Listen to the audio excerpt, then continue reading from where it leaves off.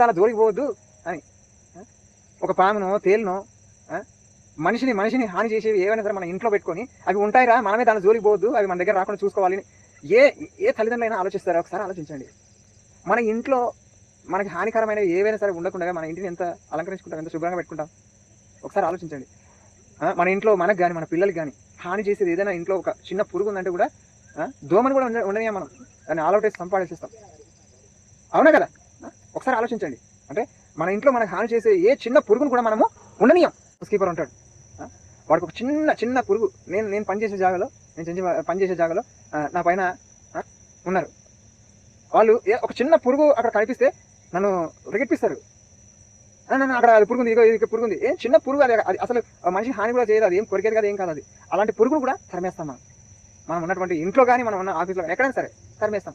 కానీ ఈ సృష్టి అన్న ఈ ఇంట్లో మాత్రం మనల్ని మన కుటుంబాలను పాడు చేసి ఈ విషయాలు మనం ఎందుకు పెంచి పోషిస్తాం అనేది తల్లిదండ్రులుగా ఆలోచించాలి. మనం ఒక ఐఏఎస్ ఆఫీసర్ గానో, లేకపోతే ఐపీఎస్ గానో, లేకపోతే న్యాయవాది గానో, పోలీస్ గానో, లేకపోతే ఏదో ఒక గవర్నమెంట్ ఉద్యోగస్తుడు గానో, లేకపోతే రాజకీయ నాయకుడు గానో, లేకపోతే ఈ దేశానికి ఏదో రాజుగానో, ఏదో ఆ పొజిషన్లో ఉండి ఆలోచించకుండా ఒక తల్లి తండ్రిగా కుటుంబంలో ఉన్న పిల్లలకి తల్లిదండ్రిగా ఒకసారి ఆలోచించండి. ఇవి ఉండడం అవసరమా మన సమాజంలో?